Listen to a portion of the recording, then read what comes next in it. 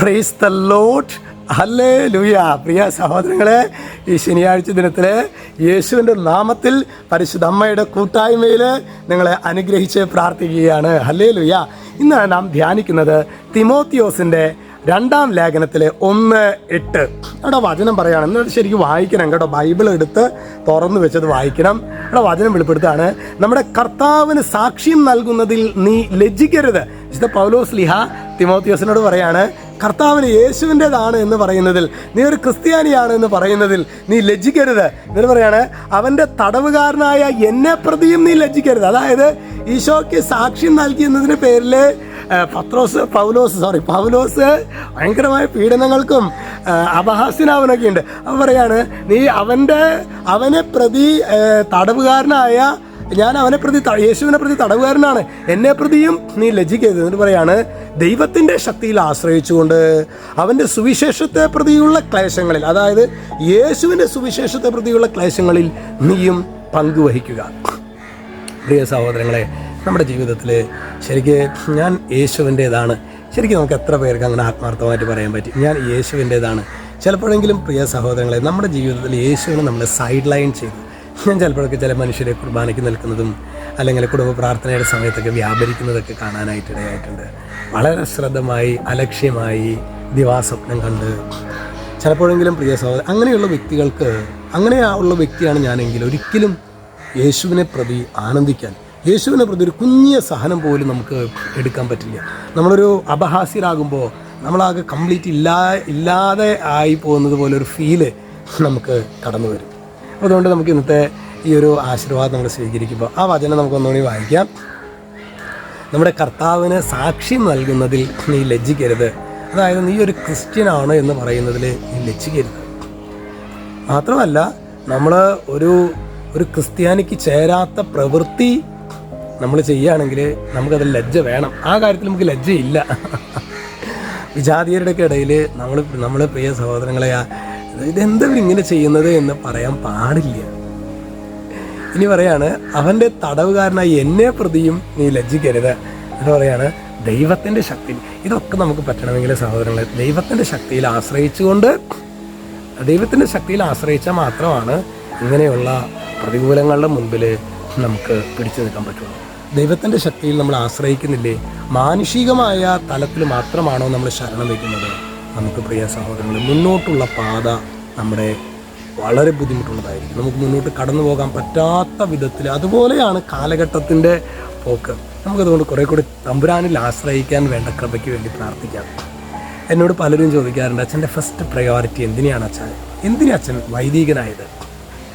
എനിക്ക് ഒരു fraction of second പോലും ചിന്തിക്കണം. ഞാൻ കർത്താവിൻ്റെ സുവിശേഷത്തിന് വേണ്ടിയിട്ടാണ് ഞാൻ പുരോഹിതനായത്. നമ്മളെല്ലാവരും ചിലപ്പോഴൊക്കെ പെന്തക്കോസ്ത പാസ്റ്റർമാരെയൊക്കെ വിമർശിക്കാറുണ്ട്. ശരിയാണ്, അവർ സത്യസഭയെ വിട്ടുപോയി എന്നുള്ളതൊക്കെ ശരിയാണ്. പക്ഷെ ഞാൻ അവരിൽ ഇന്നും കാണുന്ന ഒരു നന്മ, എല്ലാവരിലും നന്മ കാണുന്നതാണല്ലോ പറയുക, അവർക്ക് സുവിശേഷത്തിനോടുള്ള ഒരു തീവ്രത, വചനം പഠിക്കാനുള്ള ഒരു തീക്ഷ്ണത. ഒരുപക്ഷെ പെന്തക്കോസ്റ്റൽ സമൂഹങ്ങൾ ഇന്ന് വളരുന്നുണ്ട് എങ്കിൽ അതിൻ്റെ ഒരു കാരണം അവർക്ക് സുവിശേഷത്തോടുള്ള ഒരു തീക്ഷ്ണത അതിശക്തമായിട്ടുണ്ട്. കഴിഞ്ഞ വർഷം ഞങ്ങളെ ധ്യാനിപ്പിച്ച ഞങ്ങളെ ധ്യാനഗുരു ഒരു വേളയിൽ പ്രത്യേകം പറയുകയുണ്ടായി, കത്തോലിക്ക സഭ ഇന്ന് ഒരു പ്രേക്ഷിത സഭയല്ലാതെ സ്ഥാപനവൽക്കരിക്കപ്പെട്ട സഭയായി തീർന്നിട്ടുണ്ടോ എന്ന് ഗൗരവമായ വിധത്തിൽ ആശങ്കപ്പെടേണ്ടതുണ്ട് എന്നൊരു റിഫ്ലക്ഷൻ അച്ഛൻ എവിടെയോ അത് പറഞ്ഞത് ഞാൻ ഓർക്കുകയാണ്. പ്രിയ സഹോദരങ്ങളെ, നമ്മൾ പ്രത്യേകമായിട്ട് അതുകൊണ്ട് തന്നെ നമുക്ക് എല്ലാം വേണം. നമുക്ക് ആശുപത്രികളും, നമുക്ക് ആതുരാലയങ്ങളും, നമ്മുടെ ഓർഫനേജുകളും വിദ്യാലയങ്ങളും എല്ലാം നമുക്ക് വേണം. പക്ഷെ നമ്മുടെ ഫസ്റ്റ് പ്രയോറിറ്റിയിൽ നമ്മൾ വെള്ളം ചേർത്താൽ, ഇതെല്ലാം ദൈവം നൽകിയ ഗിഫ്റ്റുകളാണ്. എല്ലാം നമ്മുടെ സൽപ്പേര്, ആരോഗ്യം, നമ്മുടെ സ്ഥാപനങ്ങൾ, ഇതെല്ലാം ദൈവം നൽകിയ ഗിഫ്റ്റുകളാണ്. സമ്മാനം നൽകിയ ദാതാവിനേക്കാൾ കൂടുതലായിട്ട് സമ്മാനങ്ങളെ നാം സ്നേഹിച്ചാൽ ആ സമ്മാനം തന്നെ ശാപഗ്രസ്തമാകും എന്ന കാര്യം നമ്മൾ മറക്കരുത്. ഒരു പ്രത്യേക കാര്യം പറയാനുള്ളത്, നാളെ നമ്മുടെ റോസാ മിസ്റ്റിക്ക മാതാവിൻ്റെ ജൂലൈ മാസം 13-ാം തീയതി റോസാ മിസ്റ്റിക്ക മാതാവിൻ്റെ തിരുനാളാണ്. പാപികളോട് വലിയ കരുണ കാണിക്കാനായിട്ട്, പാപികളെ സഹായിക്കാനായിട്ട് അമ്മ വെമ്പൽ കൊള്ളുന്നു എന്നതിൻ്റെ ഒരു ഓർമ്മപ്പെടുത്തൽ കൂടിയാണ്.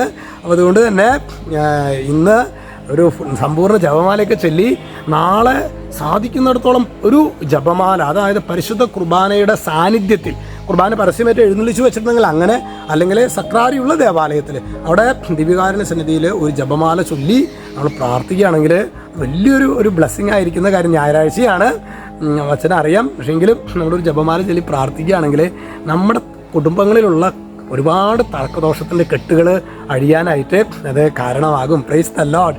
ഞാൻ നാളെ ഏങ്ങണ്ടൂർ സെൻറ്റ് തോമസ് ഇടവകയുടെ ഞങ്ങളുടെ വലിയൊരു സൗഭാഗ്യം എന്നുള്ളത് നാളെ ഈവനിങ്ങിൽ 5:30 തുടങ്ങി ആത്മാഭിഷേകത്തിന് എന്നാണ് പറയുക. അതായത് പരിശുദ്ധ കുർബാന എഴുന്നള്ളിച്ച് വെച്ച് ദൈവജനം പ്രാർത്ഥിക്കും. ഒരു 4-5 അച്ഛന്മാർ സംസാരിപ്പിക്കും.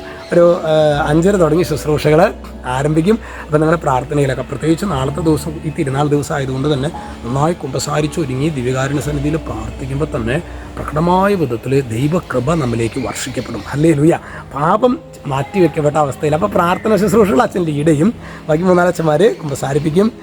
അങ്ങനെ ശരിക്കും ശക്തമായിട്ടൊരു ദിനമാണ് സാധാരണ രീതിയിൽ ഈ ആത്മാഭിഷേക ദിനം എന്ന് പറയുന്നത്. അപ്പോൾ നിങ്ങളുടെ പ്രാർത്ഥനയിൽ പ്രത്യേകം ഓർത്തേക്കണം കേട്ടോ. ഈശോ നമ്മെല്ലാവരെയും സമൃദ്ധമായിട്ട് അനുഗ്രഹിക്കട്ടെ. രക്ഷിതാവായ യേശുക്രിസ്തുവിൻ്റെ നാമത്തിൽ ആശീർവദിക്കുന്നു, ഇപ്പോഴും എപ്പോഴും എന്നേക്കും. ആമേൻ.